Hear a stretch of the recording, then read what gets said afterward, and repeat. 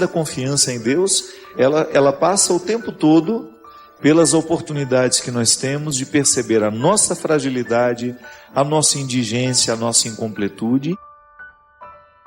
E ao mesmo tempo, percebendo tudo isso, a gente lançar os olhos para o céu, e isso é uma metáfora, né, minha gente? Lançar os olhos para o céu é uma metáfora do lançar os olhos para dentro. Deus nos habita. Lembrando que essa mão de Deus na nossa vida, ela é sempre manifestada através de situações muito concretas. É claro, nós acreditamos na ação sobrenatural de Deus. Ele está agindo de maneira sobrenatural em nós o tempo todo. Eu sempre compreendo esse agir de Deus em nós como se ele tecesse bastidores que nós desconhecemos. É como se a delicadeza do seu amor construísse para nós um chão onde nós colocamos os nossos pés sem saber que estamos colocando. A ação de Deus engloba tudo o que somos. Não há nada que possa ficar fora desse seu amor, dessa sua misericórdia. Onde é que nós podemos encontrar o Senhor? No mais profundo do nosso coração. Então, toda vez que nós nos voltamos à busca deste Deus, quando nós gritamos por Ele, é aqui dentro que Ele nos responde. Sim, é na nossa humanidade, é na dimensão da nossa consciência, daquilo que nós temos de mais íntimo, que Deus vai nos falando, vai nos revelando e vai nos colocando no âmbito dessa confiança. A experiência da confiança vai nos colocando assim: acordo de manhã, coloco minha vida nas mãos de Deus e vou prestar atenção onde é que Ele vai me dizer sim e onde é que Ele vai me dizer não. E sempre percebendo que o não que Ele me coloca, quando uma situação não dá certo, é uma forma que Ele tem de me proteger. Porque o pai que ama o filho diz não com o único objetivo de proteger o filho. Não é tudo que o pai nos diz sim. Não é tudo que a mãe vai dizer sim. E é claro que quando nós escutamos o não, uma contrariedade se estabelece dentro de nós. Eu sempre gosto de dizer que às vezes nós somos muito injustos com a gente, quando a gente coloca metas muito difíceis de serem alcançadas. Então eu só vou ser feliz no dia em que eu for pleno. Esqueça então. Mas a gente pode experimentar um pouco daquilo que seria a plenitude. E a confiança em alguém é assim. Quando você descobre alguém que cuida de você, das suas coisas, com um zelo que talvez nem você consiga. É aquela velha história, você poder dar o seu cartão de crédito com a senha, sabendo que o outro não vai lhe prejudicar. Ou então você abrir a sua vida, abrir o seu coração, contar aquilo que lhe pesa, sabendo que o outro não usará daquilo que você conta contra você depois. A confiança, minha gente, ela estabelece dentro de nós uma harmonia espiritual rara, bonita demais. Agora, quando existe a confiança, minha gente, nós vamos ouvir o não de forma diferente. Eu tenho pedido muito a Deus essa graça, de poder confiar que aquilo que está acontecendo na minha vida não é nada mais, nada menos que a vontade dEle. É claro, eu trabalho para que as coisas aconteçam, mas quando elas não dão certo, quando não acontecem, eu tenho de ver ali, motivado pela confiança de que Deus está me protegendo naquele momento.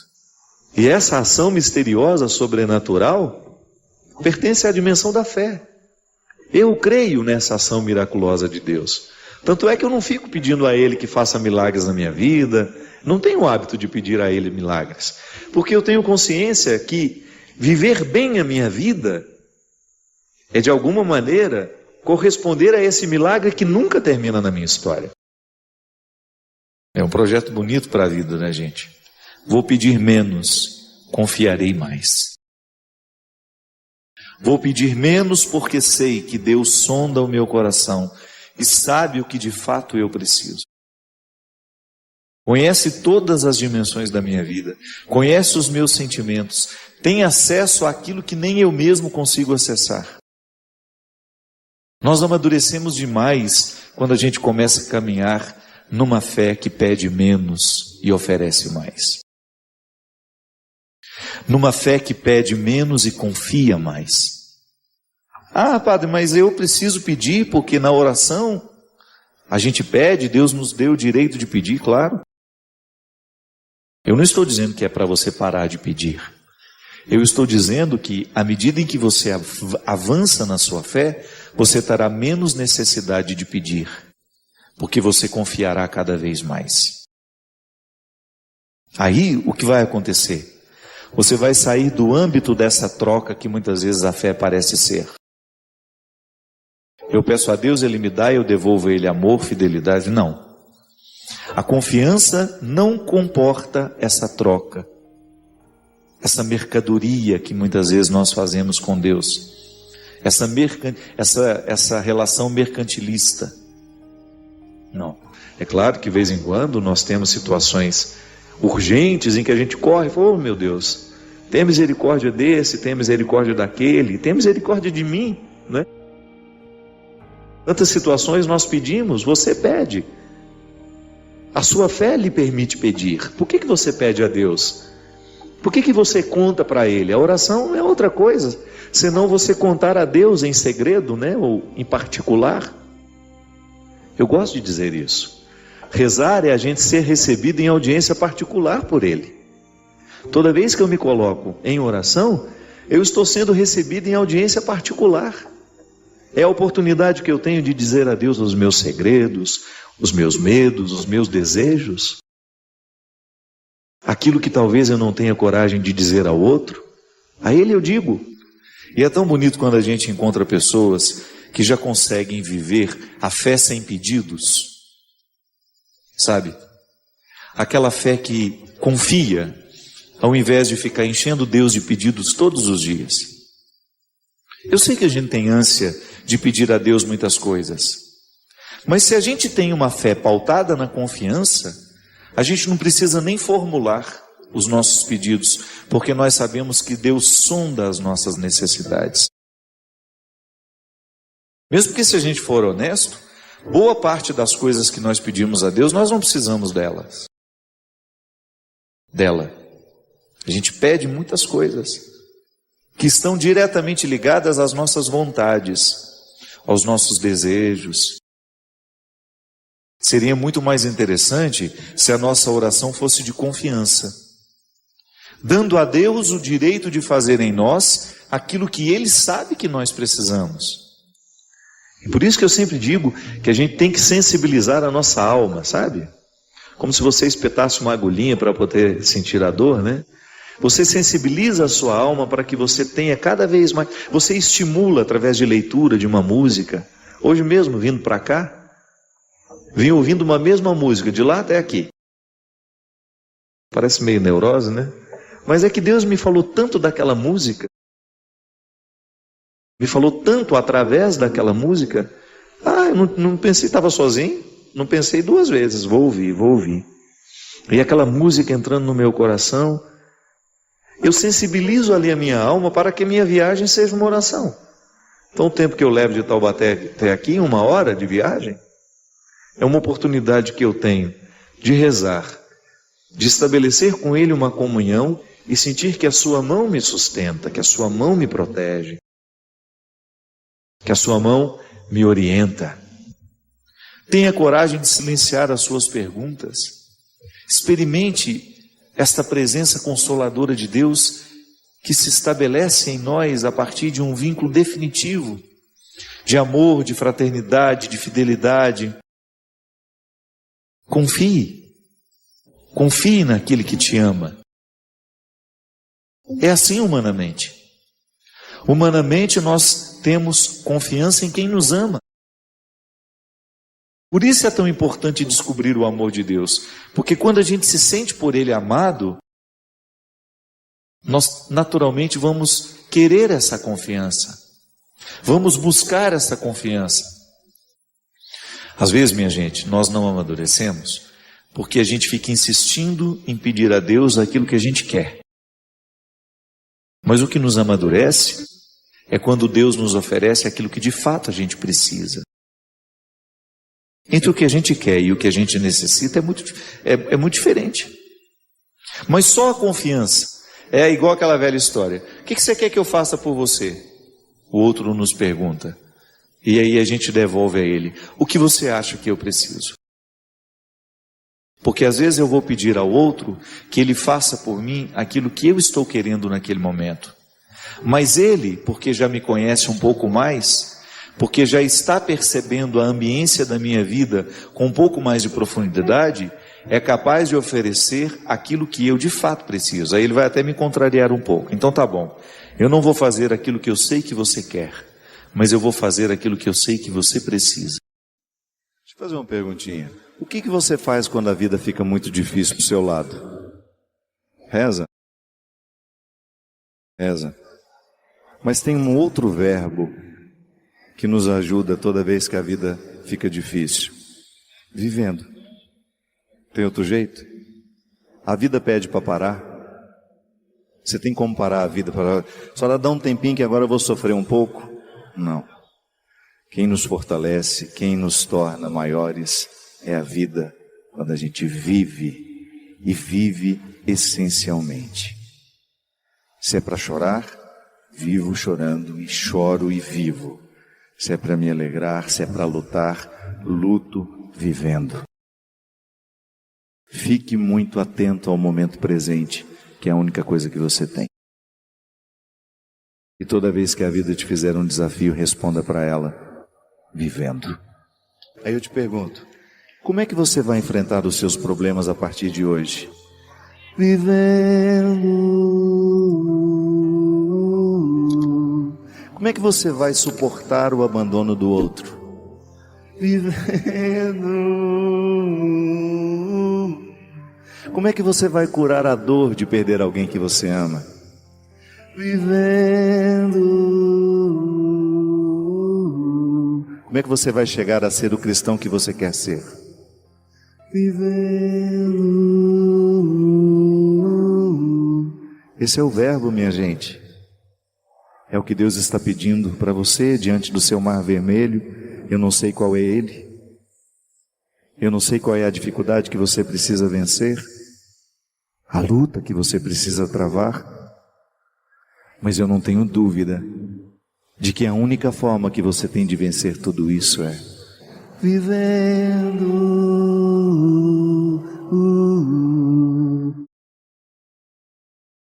E por mais profundo que seja esse mar, você acredite que quando você colocar os pés nas águas, ele vai se abrir para você passar. Porque Deus não abandona o que luta. Nunca Deus abandona o que luta. Deus nunca vai abandonar o que luta. E você vive sozinho?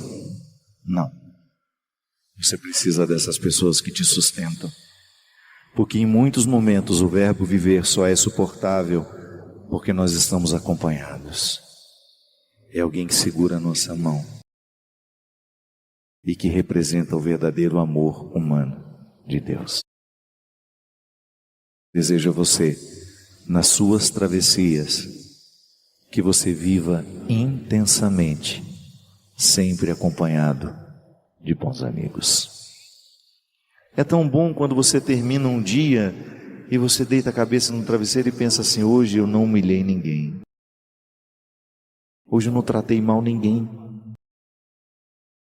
Hoje todo mundo que passou pela minha vida recebeu a minha melhor parte. Ai, como é bom isso, minha gente. Hoje eu não fui grosseiro com ninguém. Hoje eu não fiz fofoca. Terminou o dia, eu não falei mal de ninguém. Olha que maravilha. Isso é a sua melhor versão. Porque essa versão fofoqueira não é Deus que criou isso, não, é o diabo que fez. E às vezes a gente empresta o nosso corpo para o diabo morar. Precisa fazer um exorcismo, mandar embora esse diabo que às vezes mora em nós, através dos pensamentos negativos, através da fofoca, da injustiça, da arrogância. Quando a gente se sente melhor que os outros, é o diabo que está morando na gente, não é Deus não. Deus está ali, coitadinho, apertadinho para dar espaço para o diabo. Porque Deus não sai, viu? O diabo sai, Deus não. Você pode fazer um exorcismo e expulsa o diabo, que o diabo sai. Nada vai expulsar o Deus que está em você. Ai, que coisa linda isso. Não é maravilhoso? Não tem ritual para colocar Deus dentro de você. Não tem. Tem ritual para despertar a força do Cristo que já está em você por vocação, por imagem e semelhança. Quando a gente batiza os nossos filhos, não é para enfiar Deus dentro deles, não.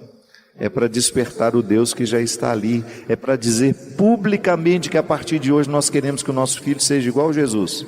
Nós vamos educá-lo para ele ser um Jesusinho na infância, um Jesus adolescente, um Jesus jovem, um Jesus velho, um Jesus adulto, idoso.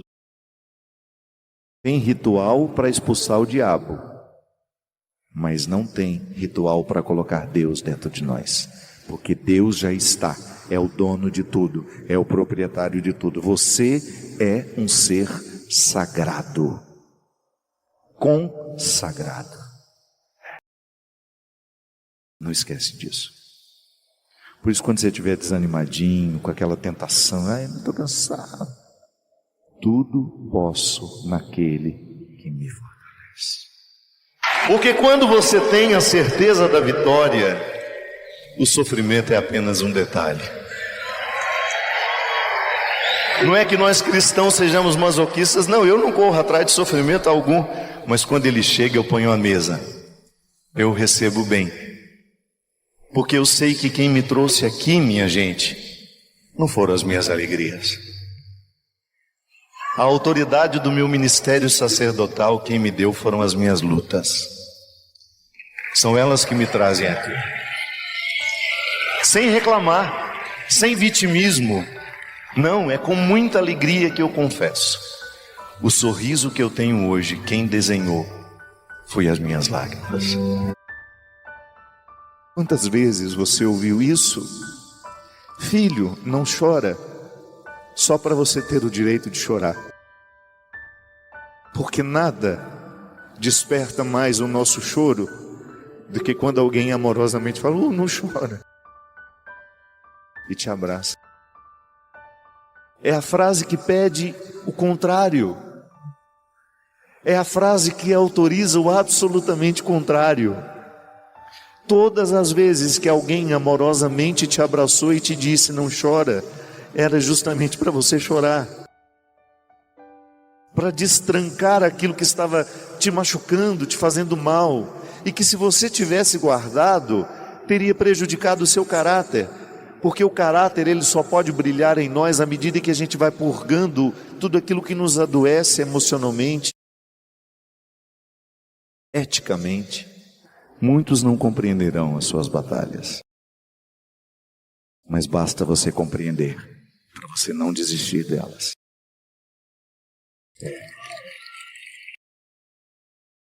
Quando os outros não compreendem as nossas batalhas, a gente só desiste se a gente não tiver compreendido também.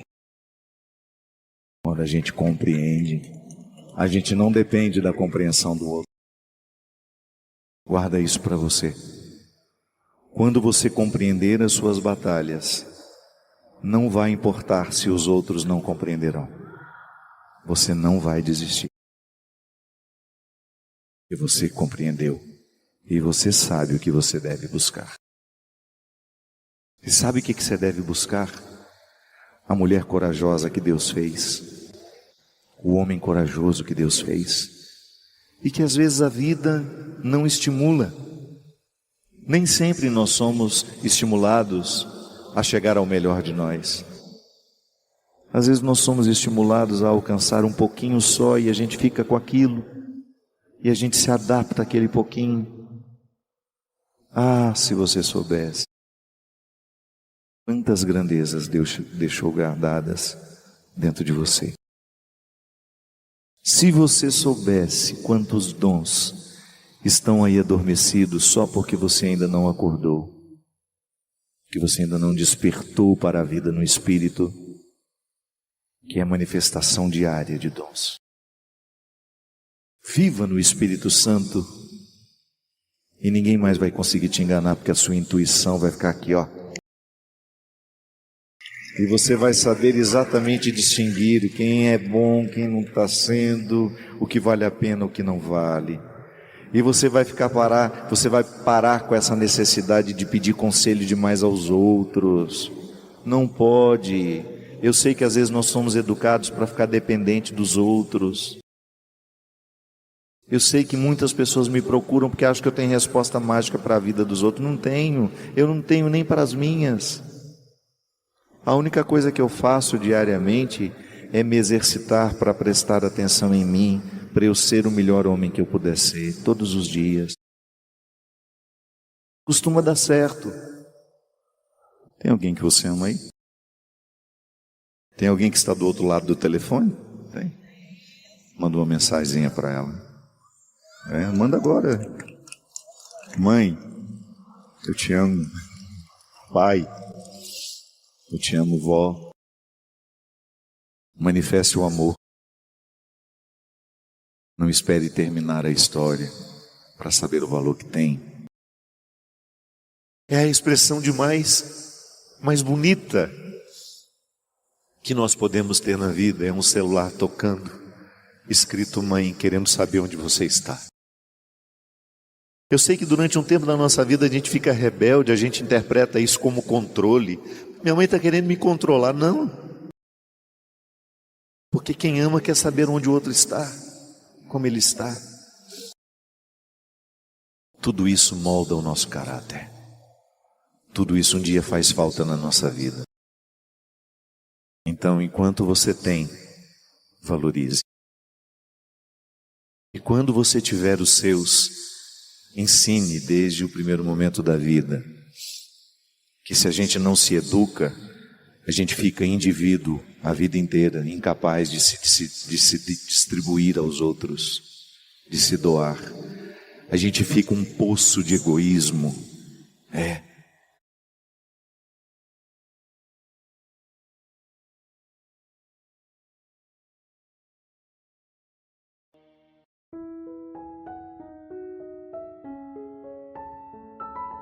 Padre Fábio, boa noite. Meu marido me traiu há 19 anos, voltamos, mas eu nunca mais confiei nele. E eu acho que estava certa, pois há alguns dias peguei uma conversa dele com uma mulher que ele nem conhece pessoalmente, marcando o encontro. Estou vivendo um inferno, ouvi sua mensagem sobre o perdão, amor, defeitos, e eu não consigo nem olhar para ele. Ele tem acabado com a minha vida. Estamos juntos há 26 anos, hoje tenho 40 anos e sinto que perdi toda a minha vida ao lado dele. Como perdoar? Minha filha, o perdão é, antes de qualquer coisa, um banho de amor próprio. Porque quando eu perdoo, eu expulso de mim o lixo que porventura o outro resolveu deixar. Sempre que eu decido perdoar, eu estou decidindo de maneira inteligente pelo meu bem-estar. Eu estou optando. É claro que o meu perdão tem repercussão na vida de quem eu perdoo, mas o primeiro a ser beneficiado com o gesto sou eu. Agora, o que é interessante é você identificar, talvez essa nova traição seja uma consequência de uma vida que vocês não souberam articular bem. O casamento não é mágica, gente. Viver casado não é brincadeira. Requer uma administração diária, uma renovação diária da fidelidade, requer colocar na mesa todas as questões que envolvem a vida dos dois. E como você mesma disse, essa desconfiança que você nutriu a vida inteira não adiantou de nada, né? Porque desconfiança não evita a traição, às vezes até acelera. Porque por isso que é tão interessante a gente perdoar de verdade. Pode ser que você não tenha perdoado naquele momento que você precisou perdoar, e por isso a sua relação com ele foi tão pesada, tão difícil, a ponto de haver uma outra pessoa nessa história novamente. Agora pode ser que não. É que às vezes em alguns momentos da nossa vida, a gente não tem nem como chegar ao resultado da pergunta que a gente faz. Às vezes a gente não tem como investigar o porquê das coisas. E só nos resta o como. E agora? Como é que eu vou administrar esse momento da minha vida? Uma coisa é certa. Você não pode perder agora a vontade de viver, porque terá de administrar um novo momento de traição. E tem outra coisa. Se você ama esse homem, se ele é importante para você, apesar de tudo que ele errou, não desanime dele. Mas você pode ter certeza que se você não fizer a experiência da confiança, não há vínculo possível. Você vai ficar eternamente desconfiada porque um dia houve uma traição, porque um dia houve um momento em que ele não foi fiel a você, e isso passa pelo relacionamento. Isso passa pela capacidade que o casal tem de restabelecer o vínculo que um dia foi quebrado. Tá certo? Estou falando de uma situação que eu não vivi na pele, pode ser muito teórico para você. Mas uma coisa é certa, quando o perdão acontece de fato, torna-se muito mais tranquilo recomeçar. Se não há o perdão, a experiência do recomeço é sempre mais difícil. Eu espero que você tenha sabedoria para administrar esse momento. Porque nós, ainda que você não tenha vivido a traição num casamento, mas o tempo todo nós precisamos administrar o fato de não sermos fiéis como gostaríamos de ser. Nós depositamos muita esperança, em tantas realidades, e aquilo não acontece como a gente precisava esperar, como a gente esperava que acontecesse. E você precisa se reconciliar com a vida. A vida não é como você sonhou que fosse. Mas não adianta ficar reclamando, ela não vai mudar porque você está reclamando. Ou você se reconcilia com ela, ou você perde a oportunidade de saborear o que ela tem a lhe oferecer. E é assim, é interessante, Às vezes nós ficamos prestando muita atenção no não que a vida nos disse, e porque nós estamos ficcionados no não que recebemos, a gente perde a oportunidade de perceber as portas que foram abertas a partir daquele não. E que às vezes são muito melhores do que aquilo que a gente esperava. É uma questão de sabedoria. Muitas vezes, tenho um olhar viciado sobre a minha vida. Fico localizado sempre nas mesmas expectativas, nos mesmos posicionamentos, e de repente um movimento da vida me retira dali, e eu acho aquilo desagradável, desconfortável. Mas se eu vivo o movimento de repente perceber que alguma coisa está saindo do meu controle, e eu espero com serenidade as coisas se ajeitarem, ou até mesmo vou ajeitando à medida que posso, de repente eu me surpreendo com algo que era muito melhor do que eu esperava. No não da vida, nós também encontramos possibilidades. E às vezes, muito mais significativas do que aquelas que nós já havíamos construído para aquele momento. É por isso que é bom a gente ter bons amigos do nosso lado, porque são eles que nos ajudam a descobrir esses caminhos no meio do mato. Sim, porque dependendo da situação é como se nós estivéssemos no meio de uma selva. Fica tão difícil o entendimento. Uma morte, uma traição, como é o caso dessa moça, a perda de um emprego nesse momento de crise que o país atravessa, tantas seguranças que antes estavam garantidas, de repente não estão mais. E aí você até descobre o desconforto que o amor é insegurança o tempo todo. O simples fato de amar já nos coloca num contexto de insegurança. Ah, padre, mas o amor nos dá segurança? Dá, mas no avesso dele é pura insegurança. Medo de perder, medo de que vá embora, medo de que não aconteça como você esperava. No meio dessa selva toda, a gente precisa ouvir, fazer bastante silêncio, prestar bastante atenção em nós, porque nós temos essa mania, de no momento da dificuldade, a gente não se ouve, A gente não presta atenção em nós mesmos. E não espere que Deus traga um recado de fora, viu? É por dentro que Ele fala. A voz de Deus não é uma voz que vem de fora, ela vem de dentro. E só escuta quem se cala. É na experiência de ficar quieto. A quietude será sempre uma oportunidade que Deus terá de falar conosco. Não espere que essa voz de Deus venha de fora. Ela irromperá em você. E às vezes no meio dessa selva de tantas dificuldades, é no ato de calar-se que você terá condições de ouvir a voz que chama. Qual é a direção que eu preciso? E Deus lhe falará através de pessoas que te amam, que estão próximas, que te amam de verdade, pelo amor de Deus. Não vai escutar os que não têm um comprometimento real com a sua vida. Porque gente que dá palpite errado na nossa vida está cheio. Não confunda a voz de Deus com a voz de gente conhecida somente. Este recado será dado por dentro, através de pessoas que falarão com você numa linguagem que você vai entender. Que é assim que é interessante ouvir a voz de Deus. Reconhecendo-a no mais íntimo de você, naquele que confirma de fora o que você já sabe que precisa fazer para superar esta ou aquela questão. Volto a dizer, você escuta a sua voz quando o outro vem e diz exatamente o que você já está se dizendo há muito tempo. Ali existe uma confirmação da voz que Deus lhe soprou com a voz que Ele confirma naquele que chega. Obrigado pela companhia.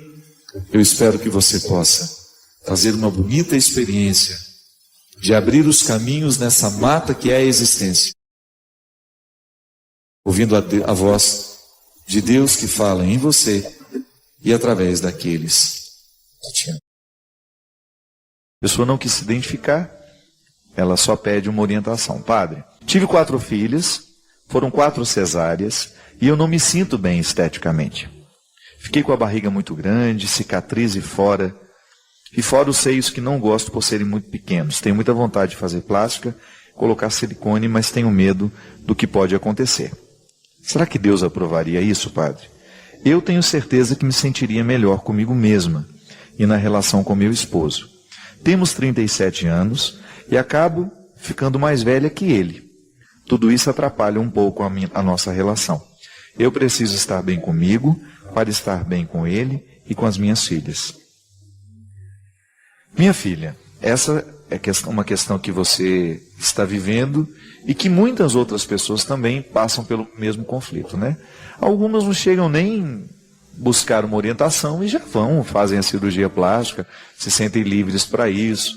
Agora você tem um residual aí, né, que talvez tenha vindo dos pais, da orientação religiosa que você teve, que lhe faz querer perguntar a um padre a respeito, né? A igreja não se opõe à ciência de maneira alguma, né? E a igreja, não sei nem se ela já se pronunciou, né, oficialmente a respeito dessas questões. O que a igreja nos faz é sempre nos orientar para que a gente não caia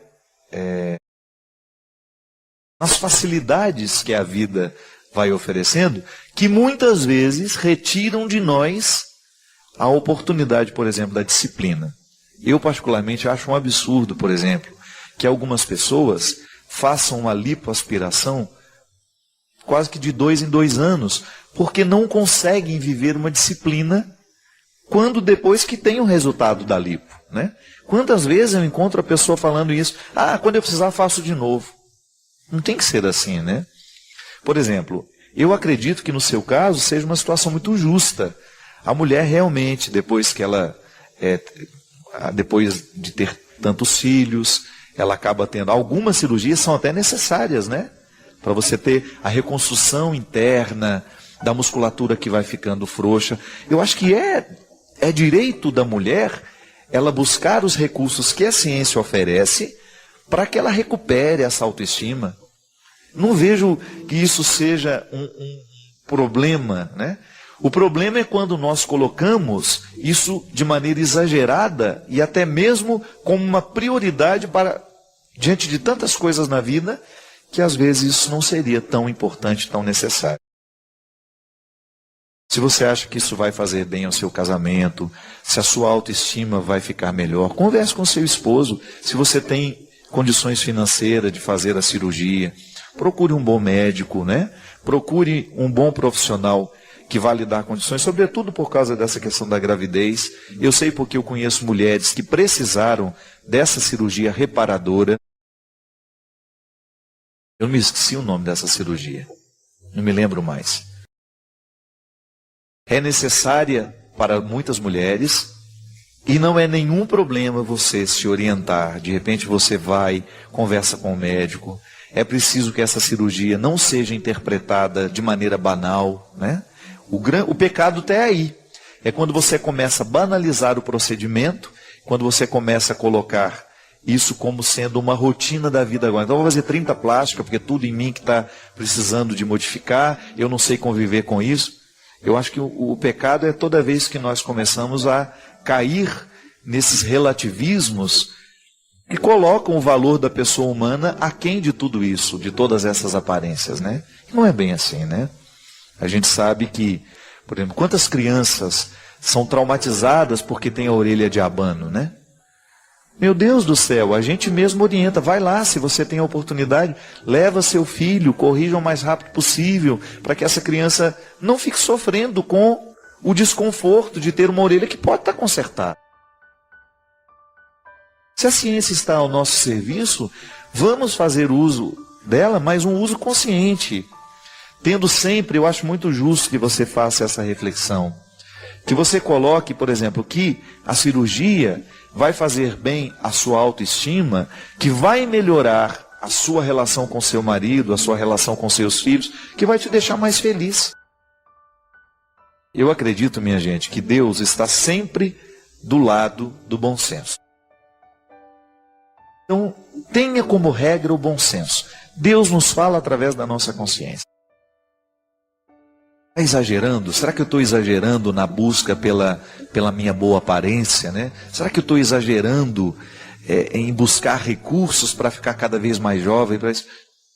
A gente tem que se utilizar dos recursos que tem. Claro, os recursos estão aí para tornar as pessoas mais dispostas, mais jovens durante mais tempo. Mas muito cuidado com as escolhas que a gente faz, né? A atividade física, por exemplo, ela vai dar ao seu corpo mais disposição, ela vai manter a sua musculatura mais forte para você envelhecer com mais qualidade. E muita gente relativiza, né? Ah, que bobagem, a musculação é vaidade, a academia é vaidade. Não, não é bem assim. Pode ser que ali tenha gente que vai procurar o exercício apenas como vaidade. Mas existem muitas pessoas que já estão conscientes da necessidade de uma atividade física como melhora do corpo, que repercute na alma e no espírito da gente. A cirurgia plástica é a mesma coisa. Se existe um recurso para ajudar, quantas pessoas, gente, aquelas crianças que têm o lábio leporino, né? Precisa da cirurgia. A cirurgia plástica está para isso. Ela recupera a autoestima em muitas pessoas. Às vezes a pessoa tem uma necessidade mesmo de fazer aquela cirurgia para reencontrar o equilíbrio pessoal. Nós não vamos nos opor, agora é uma questão de você fazer a sua análise, de você estar em paz com a sua consciência, com todos os recursos que você busca para reencontrar essa autoestima, já que hoje a ciência está avançada. Agora é uma boa questão, o que a igreja diz sobre tudo isso, né? A gente vou procurar saber um pouco mais. Agora, posso lhe garantir que tudo isso que passa pelo bom senso, que não é exagero e que realmente vai ser buscado, o recurso vai ser buscado por um bem maior, um bem-estar do ser humano, né? Eu acredito que nós estejamos fazendo o que é correto. Buscar, a partir do bom senso, o que realmente vai nos... Só sei que a gente tem que tomar muito cuidado para a gente não abusar dos recursos e a gente esquecer o fundamental, né? Eu acho que a vida humana ela tem tantas riquezas que a velhice vai nos dar, né? Claro, envelhecer bonito, envelhecer com dignidade. Eu não sou contra isso, não. Eu sou contra os exageros, né? As caras plastificadas que retira dela até o direito de demonstrar que está feliz, né? Às vezes a pessoa tem a mesma cara em todas as situações, né? Você está sorrindo? Não, eu estou chorando, é que não parece. Aí é que está o risco.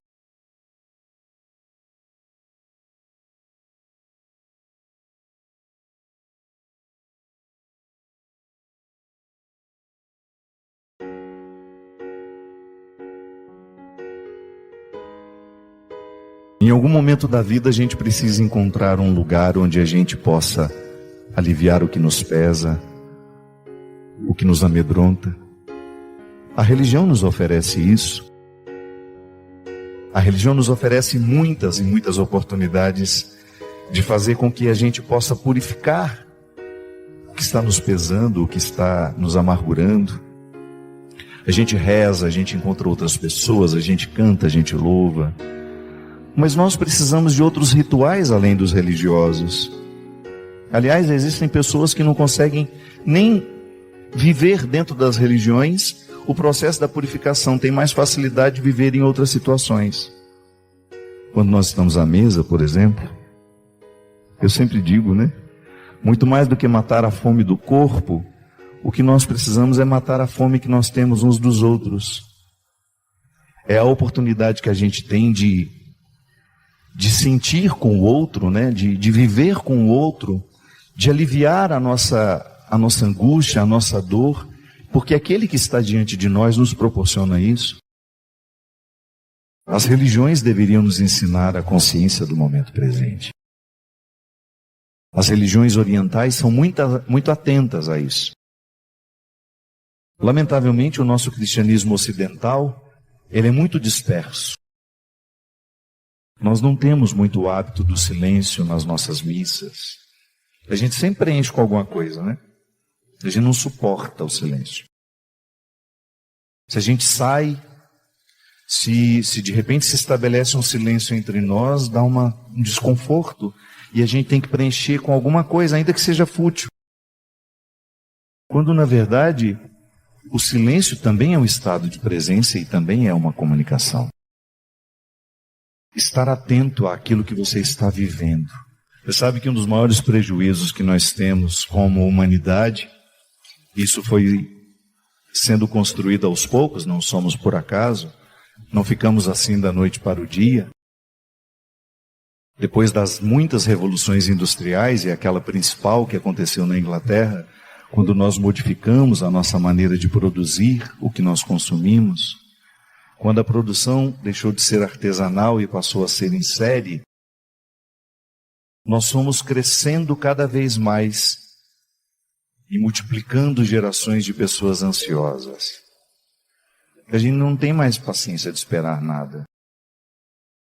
A produção em série acelerou todo mundo. Os nossos resultados são muito rápidos, tudo muito rápido. E a ansiedade é justamente esse sentimento que me priva de estar aqui onde eu estou. Ou eu estou muito no passado, lamentando ou sofrendo pelo que acabou, ou eu estou no futuro, tentando ter um controle da vida que eu nem sei se vou viver. Quando, na verdade, o momento presente é a única realidade que de fato temos. Mas é isso.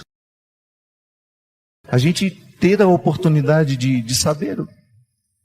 Olho para o passado, olho para o futuro e preciso ter esse entendimento. Onde é que eu quero estar? E ter coragem também de viver esse tribunal diário. Às vezes a gente fica pensando que o tribunal definitivo após a nossa morte. Não. É interessante vivê-lo todos os dias.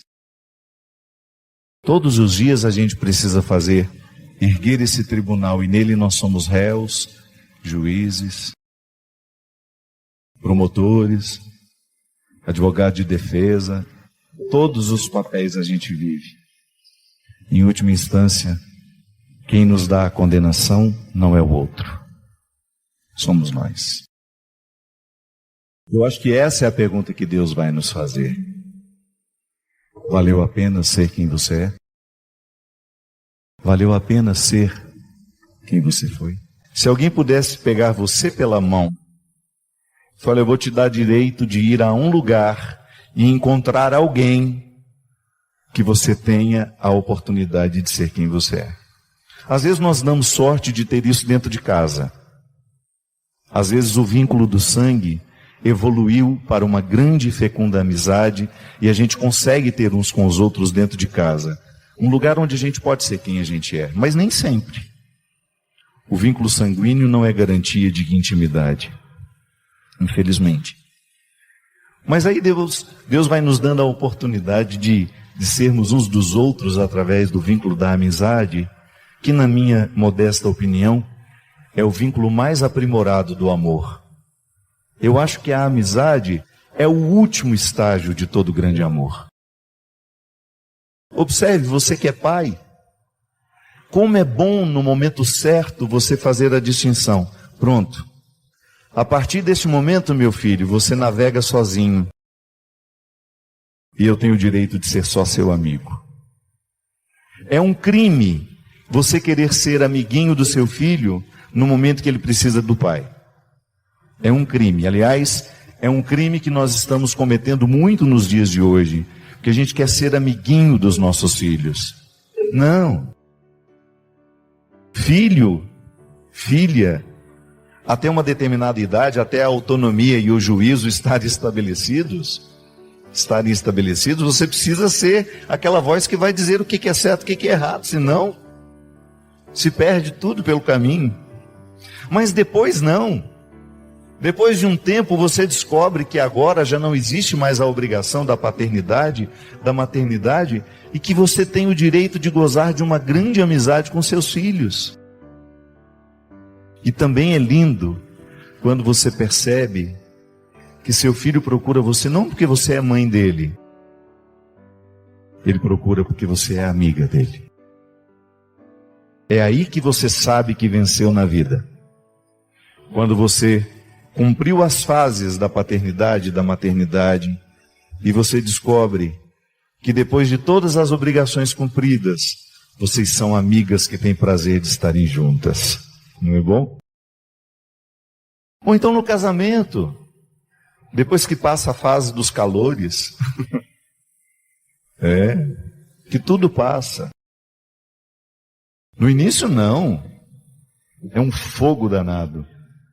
E faz bem, o fogo precisa existir enquanto der tempo, viu? Faça de tudo para o fogo ficar um bom tempo na sua vida. Mas depois, você vai olhar aquele homem deitado com aquele pijama de flanela horroroso do seu lado. Que ninguém fica bonito de pijama de flanela. Tem que amar demais para achar bonito. Não é verdade? Você olha para aquele traste, aquilo ronca igual um porco. E você... Meu Deus do céu, não era assim quando eu conheci. Mas você sabe que do seu lado está um grande amigo, que você não troca por nada nessa vida. Porque quando a gente descobre um amigo, a Sagrada Escritura já nos diz, você não descobriu uma pessoa, você descobriu um tesouro. E hoje, se eu pudesse ser tomado pela mão, sabe quem eu queria encontrar? O meu pai. O meu pai morreu, eu ainda era menino. Eu tinha 16 anos quando ele foi embora. O pai morreu jovem. E ele queria tanto que eu desse certo na vida. Ele se esforçou tanto para que eu desse alguém na vida. Para que eu fosse um homem de valores. Não um homem rico, não um homem poderoso, não. Que meu pai sempre olhava e queria de mim é que eu fosse um homem bom. Só isso. Eu não sei se já sou. Ah, mas como eu gostaria de que alguém segurasse na minha mão e me levasse para encontrar-me com ele. Depois de tanto tempo. Eu ter a oportunidade de olhar nos olhos daquele homem e agradecer. Ô Pai, obrigado, porque no meu coração o Senhor é uma lembrança bonita. O Senhor passou pela minha vida e só deixou saudades boas. Você me levaria para ver meu pai? Levaria? Eu também levaria você para ver quem você quisesse nessa noite de hoje, para ajudar a ressignificar a vida, para ajudar a sangrar o que lhe pesa, para ajudar a chorar o que precisa ser chorado. Sobretudo por causa dessa frase: eu vivo para consertar. E não reclamo não, porque eu compreendo a minha oportunidade de ser e estar no mundo sempre como uma oportunidade de reparação. Se os outros odeiam, eu não quero ser mais um que odeia. Se o ódio tem sido uma linguagem tão fácil, eu não quero me utilizar dela. Se o mundo tem sido injusto, eu faço de tudo para não ser. Porque eu acredito que o Evangelho, ele se transforma numa realidade em nós à medida em que essas células vão crescendo.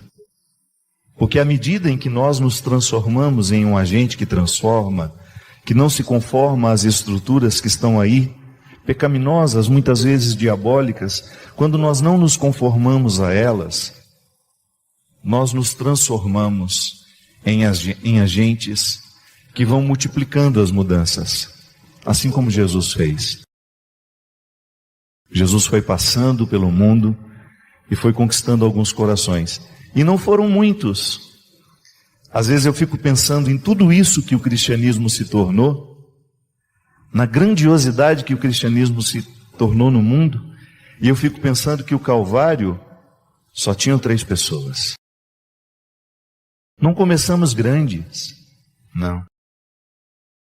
Começamos proibidos, começamos traindo, começamos não sendo fiel, começamos não ficando até o fim. Portanto, hoje, na oportunidade de ser quem somos, nós voltamos no tempo, somos olhados por Jesus e recebemos dele essa boa e feliz oportunidade de transformar as estruturas que estiverem diante de nós. Esse mundo pode ser muito melhor no dia que eu e você decidirmos que seremos melhores. Eu tive um momento muito difícil na minha vida, há uns 4 anos, que foi quando eu fiquei praticamente sem sair da cama uma semana, com um desejo enorme de ir embora dessa vida, sem nenhuma vontade de ficar, sem nenhum motivo para continuar. Acumulei 2 doenças muito difíceis no mesmo momento: síndrome do pânico e depressão. Não me sinto curado não, confesso, estou aqui administrando. É uma luta diária. Graças a Deus, tomo só um comprimidinho de noite só. Não tenho mais as medicações pesadas que eu tomava antes. Hoje procuro fazer de tudo para que a minha vida seja saudável, para eu viver bem. Me envolvo com os problemas até no limite que eu acho que é justo para mim. Mas naquele momento, eu retirei uma lição para a minha vida toda. É muito difícil. É muito triste viver aquilo.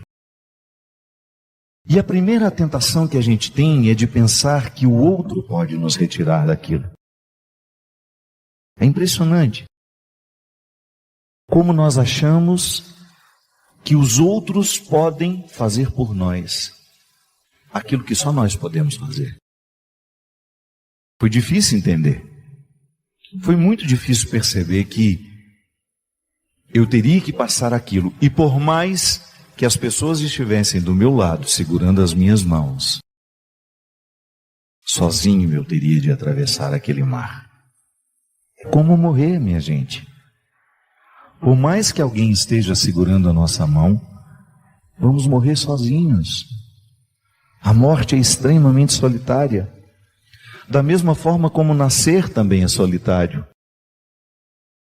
Alguém ajuda, a parteira ou o médico, mas nascer pelo processo natural, é extremamente doloroso para a mãe e para o filho.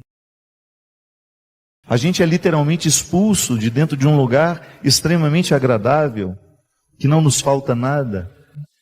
De vez em quando o desespero vem, é saudade do útero. É. Alguns processos são extremamente solitários. E não é que o outro não possa ou não queira, é limite.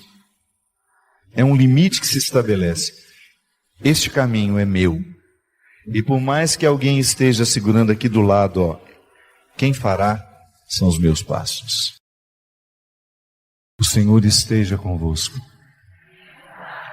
Por intercessão da bem-aventurada Virgem Maria, desça sobre nós, sobre os nossos corações, sobre as nossas famílias, a bênção do Deus Todo-Poderoso, Pai, Filho e Espírito Santo. Amém.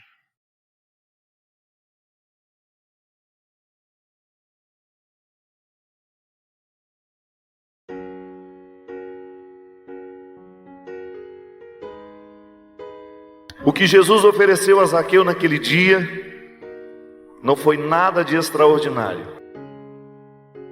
O que o Senhor ofereceu àquele homem naquela tarde foi apenas um coração amigo. Olhou para Zaqueu e acreditou no futuro que ainda existia no coração daquele homem. Olhou para Zaqueu e enxergou um futuro que nem mesmo Zaqueu sabia que existia dentro dele. Ah, minha gente, é tão fácil a gente se prender naquilo que nós enxergamos do outro. É tão fácil a gente ter uma visão preconceituosa. É tão mais simples a gente olhar o outro na sua exterioridade e não chegar ao coração. É um risco que todos nós corremos, olhar e sermos olhados assim. O que Jesus enxergou em Zaqueu é aquilo que nem mesmo Zaqueu sabia que possuía. Essa é a melhor maneira de ser amado, quando o outro é capaz de nos fazer enxergar aquilo que sozinhos nós não sabemos ver. Sim. E essa é a religiosidade que transforma o coração de uma pessoa, quando ela consegue entender que Deus é esse amigo que está ao lado, lhe fazendo enxergar aquilo que sozinho você não pode ver. Pode ser que você já tenha se cansado de você. Pode ser que você já ache que você não tem mais jeito, que já é um projeto que foi esgotado. Muitas pessoas lhe veem assim. É possível que muita gente já tenha lhe olhado de forma preconceituosa e desesperançosa. Mas não permita que esse seja o olhar sobre você. Não permita que esse seja o jeito como você se olha. O pior inimigo que nós podemos ter não é aquele que está de fora, mas é aquele que nós permitimos se alojar dentro de nós. Não desanime de você. Você ainda não chegou à sua melhor versão. Viu? Ainda há muito que caminhar, ainda há muito que lutar. Ah, mas eu já errei demais, Padre. Todos nós. E se você olhar para os discípulos que Jesus escolheu, era todo mundo de vida torta. Não tinha nenhum ali que tinha uma vida certinha. E Jesus fez dele grandes homens e grandes mulheres. Ah, se aconteceu com eles, pode acontecer comigo, pode acontecer com você. Seu passado lhe condena. Mas hoje eu tenho uma boa notícia para lhe dar. Deus ainda não desistiu de você. Deus ainda não desistiu de você. Vamos para cima comigo. Diga assim: eu sei que Deus ainda não desistiu de mim. Eu posso até oferecer a Ele motivos para desistir, porque erro muito e nem sempre quero consertar os meus erros.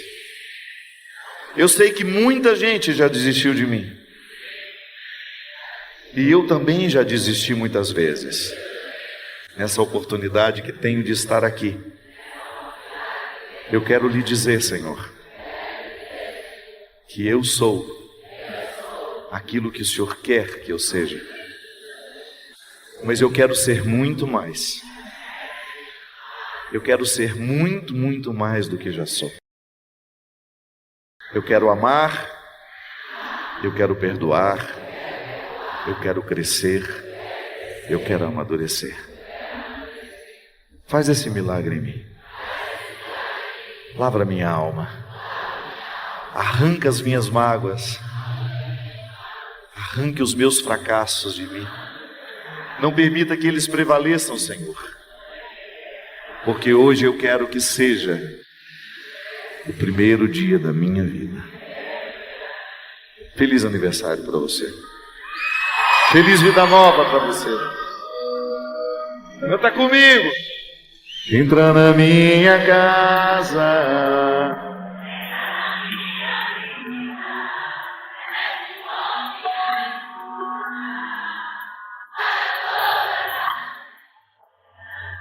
Me ensina a ter santidade,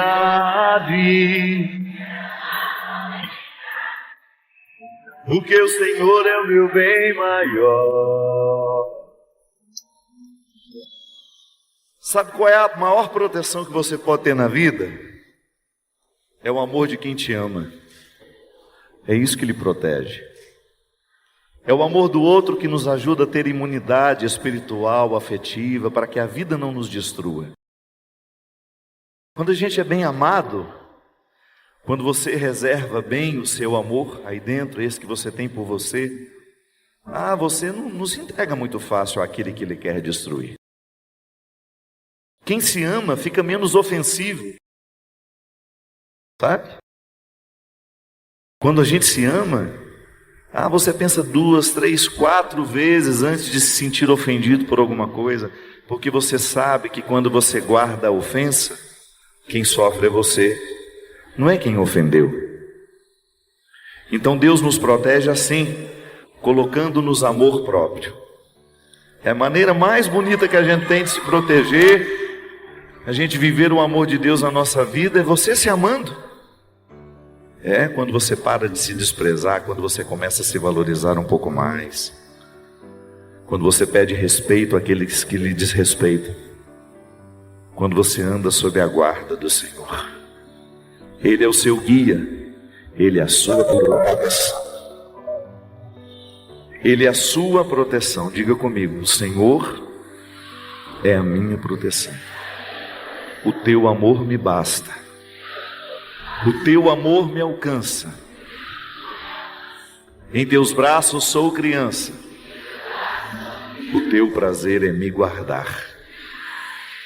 E sob a tua graça, eu ponho a minha vida. Quando eu não tenho saída, o teu amor me faz voltar. Posso te fazer uma perguntinha? Se você for pensar, ao longo da sua vida, qual foi a voz humana que mais representou a voz de Deus para você? Você já escutou muita gente que Ele fez andar pelo caminho certo, não já? Tenho certeza que você já ouviu muitas pessoas.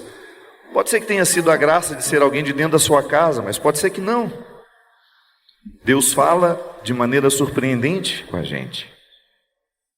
Pode ter certeza, o seu melhor amigo, a pessoa que mais marcou a sua história, foi aquele que conseguiu fazer você chegar ao seu melhor. Muito obrigado. Se você teve alguém assim na sua vida, você experimentou o verdadeiro significado de amar e ser amado. Porque amar é a gente levar ao outro ao melhor lugar dele. É a gente conduzir ao outro. É a gente conduzir o outro ao seu paraíso, aquilo que ele tem de mais sagrado. Às vezes você pode até achar difícil. Como é que eu sei que o outro me ama, padre? É simples. É só você prestar atenção naquilo que ele lhe oferece. É só você prestar atenção naquilo que ele lhe convida. Para que ele lhe convida? Onde ele faz questão de lhe levar? As pessoas que nos amam de verdade, elas são aquelas que nos levam ao melhor que nós temos em nós mesmos. E você, para chegar ao seu melhor, você precisa passar pelo caminho dos seus defeitos, viu? Não se preocupe não. Não desanime. quando você precisar passar pelos seus defeitos.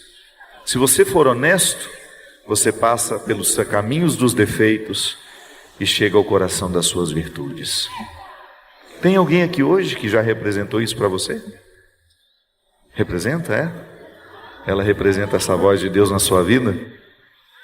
Tem algum amigo que você sabe que já representou isso para você? É tão bom, né? Quando você olha e fala, olha, você não faz ideia de como eu já cresci pelo fato de ter você perto de mim. Porque você me desafia a ser melhor. Você não me permite ficar acomodado com a versão que eu já achei de mim.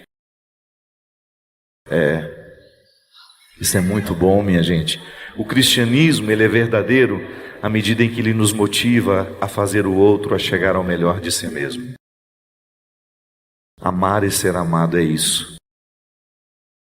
Às vezes a gente pode ficar equivocado pensando que as riquezas que nos enriquecem são as riquezas materiais. Não é nenhum problema você trabalhar para ter as riquezas materiais.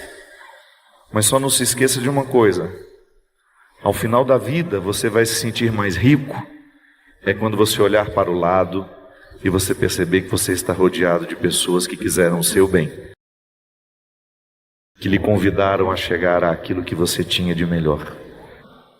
São aqueles que lhe retiraram da cama, que lhe acordaram cedo e falam, vai cuidar da vida, vai dar um jeito, menino, não é?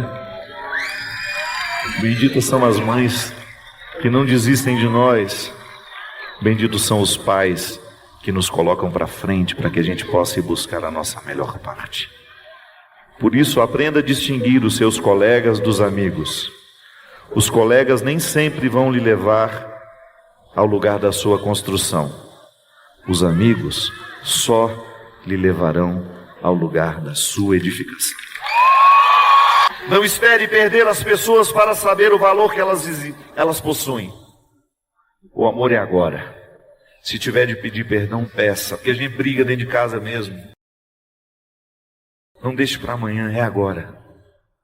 Abraça, manda uma mensagenzinha, às vezes uma mensagenzinha agora, neste momento. Me perdoa. E você vai provocar um sorriso no outro lado do Parque do Povo. E você vai provocar um sorriso no outro lado da cidade. E você vai provocar um sorriso no outro lado da Paraíba, no outro lado do Brasil. Perdoe. Peça perdão. Porque o amor é agora.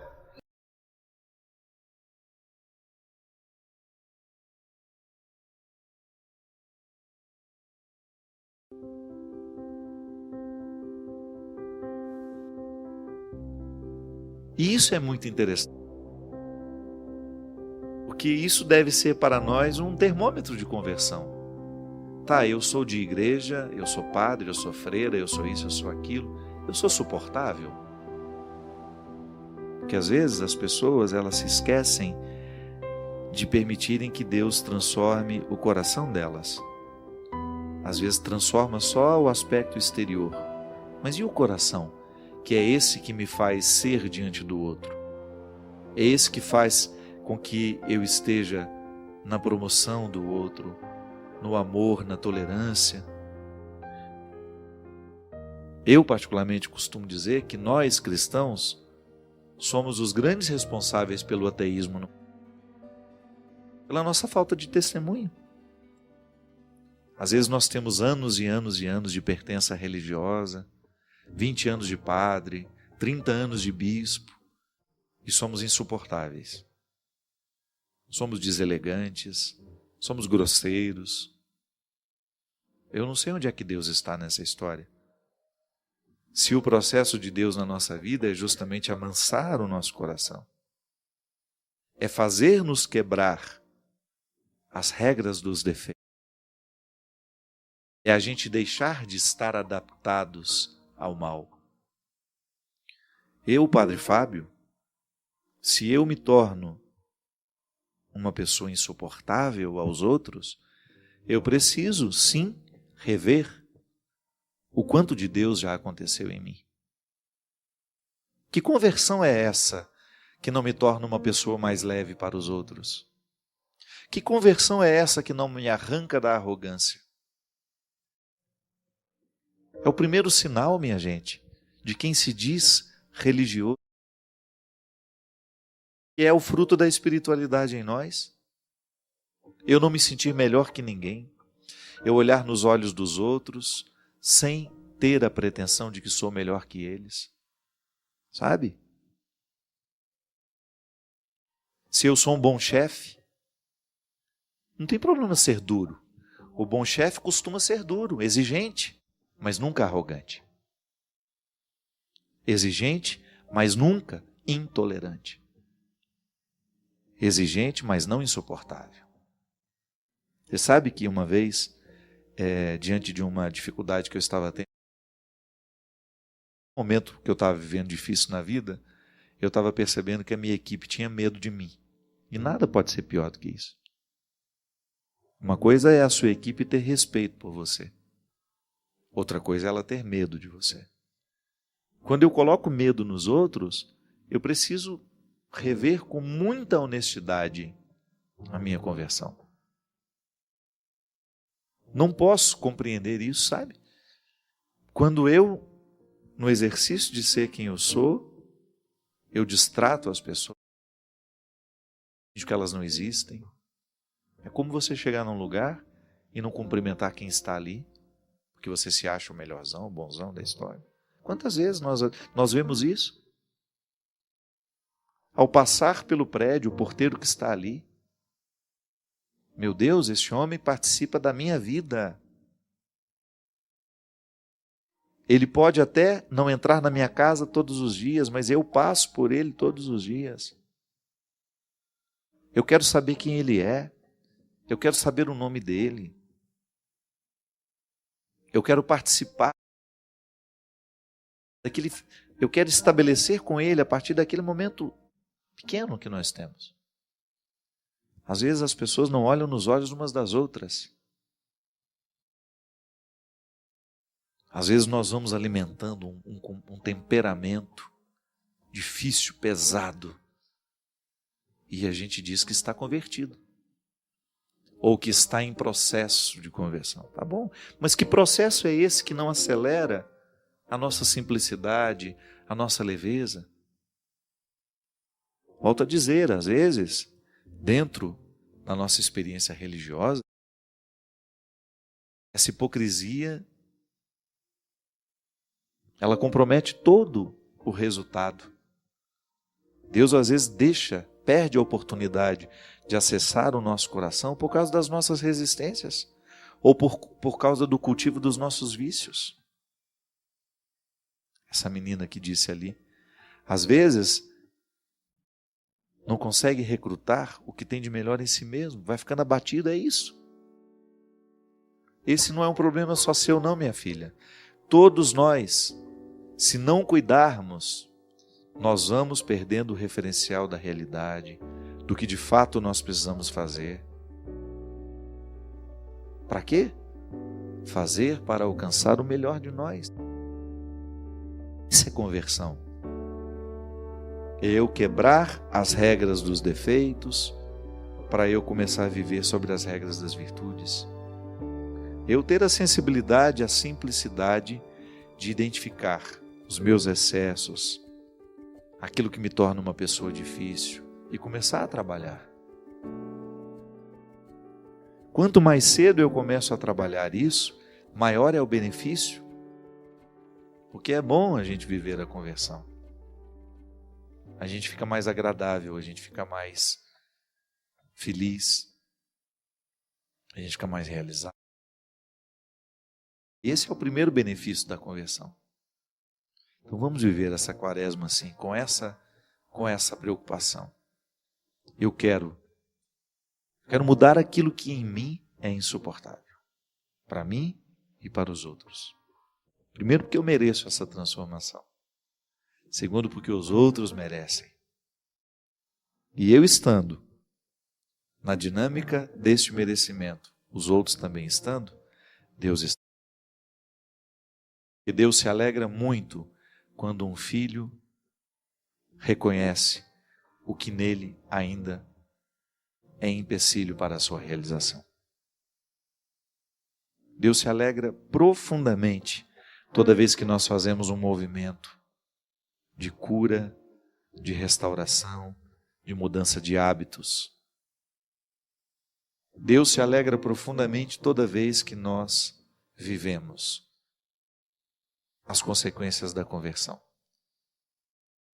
Porque essas consequências, elas atuam diretamente no nosso. Nós vamos ficando diferentes à medida que Deus entra. Quero nessa quarta-feira de cinzas pedir que Deus derrame sobre nós a sua bênção, que Ele possa provocar no nosso coração o desejo de viver essa santidade. Santo Agostinho dizia que até para a gente se sentir arrependido do erro que comete, nós já precisamos estar sob o influxo da graça.